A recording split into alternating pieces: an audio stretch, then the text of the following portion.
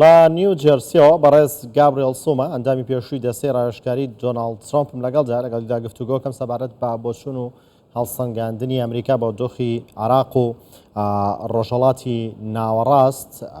بەڕێز سوما سڵاوتان لێ بێتۆم کاتتان باش. سەرەتا ئەمەوێت بزانم ڕای جەنابتان چییە لەبارەی گرژیەکانی ئێستای نێوان ئیسرائیل و حزبوڵڵاه هەروەها تێوەگلانی گروپە چەکدارەکانی عراق لەو ململانەیە؟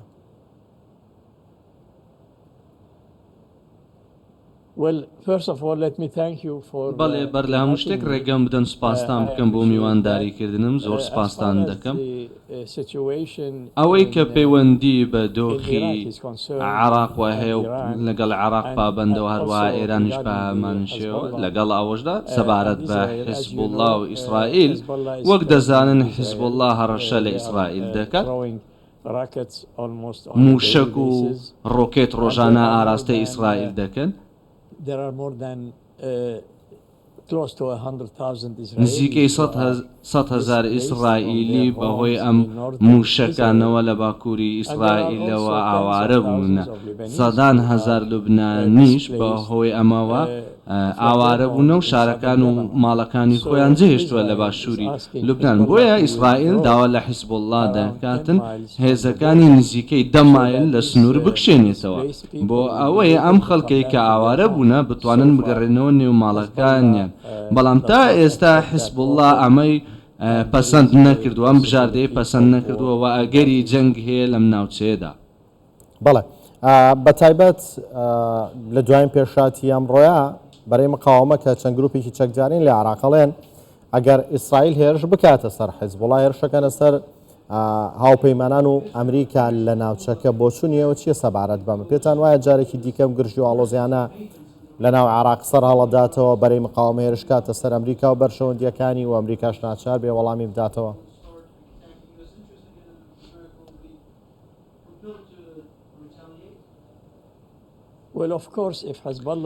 بێگومان نەگەر حیزبوڵڵاه هەر شتێک بکات لە دژی هێزەکانی ئەمریکا لە ناوچەکەدا، ئەوە ئەمریکا بێگومان وەڵامی دەبێتن.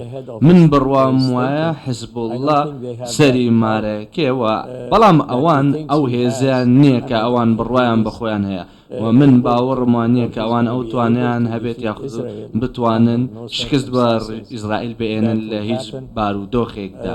ئەمە ڕوونادا. بۆیە ئەگەر جەنگێک هابێت من بڕوام هەیە ئەوە داهاتووی وەقەدەری حیزبوڵڵاه هاوشێوەی داهاتووی حەماس دەبێتن. بۆیە بەڕێز نەسڕوڵڵاه پێویستە دووبارە بیر بکاتەوە بەر لەوەی بچێتە جەنگ لەگەڵ ئیسرائیل. بەڵێ ئالم کاتی ئێستا بەرژۆنجیەکانی ئەمریکا لە عراق پارێزراون یاخود باڵین دۆخەکە بەو شێوەیە کە ئەمریکا دەیەوێت؟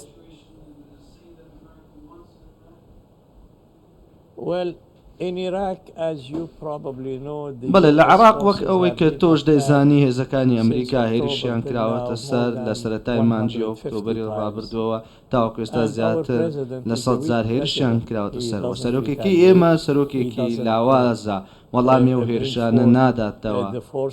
هێزەکان ناهێنێتە پێشەوە، هێزەکانی ئەمریکا لە ناوچەکە ناهێنێتە پێشەوە بۆ ئەوەی ڕوبەڕووی دوژمنەکان ببنەوە.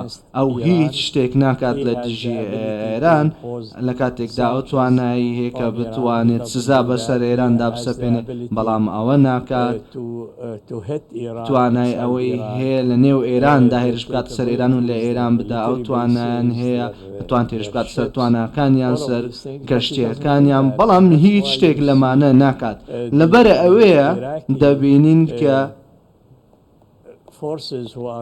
هێزەکانی ئەوانەی کە لە ناوە عراقن و سەر بە ئێران هێرش دەکەنە سەر ئەمریکا بەبێەوەی ئەمریکا هیچ وەڵامێکە بێ. بۆیە بایدن وەکو دۆناڵد ترامپ نییە. بڕواشم وانە کە ئەم میلیشیانەی سەر بە ئێران و لە عراقن هەمان شت بکەن ئەگەر ترامپ سەرۆک بە. بەڵێ بە بۆچوونی ئێوە بە بێگومان یەکەم دیبەیتی نێوان دۆناڵد ترامپ و جۆ بایدنت بینیوە کە هەرچەند ڕەخنەی زۆریان لێگیرا و بە شێوێکی شومیان بۆ ئەمریکان ناوبرد. ئەوەی تۆ لەم دیبەیتە بینیت پێت وایە کامیان سەرۆکی داهاتووی ئەمریکایە؟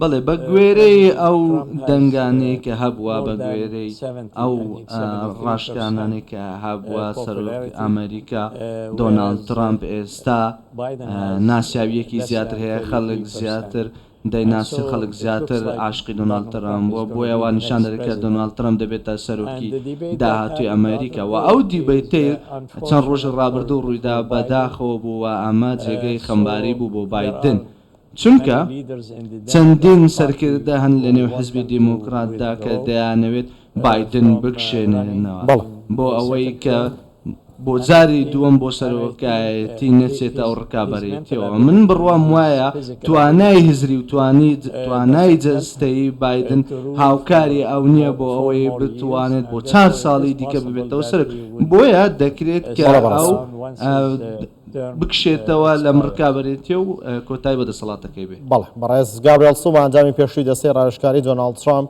لە نیو جێرسی لەگەڵماندا بێ. زۆر سپاس بۆ کاتێ بەێمەتاندا.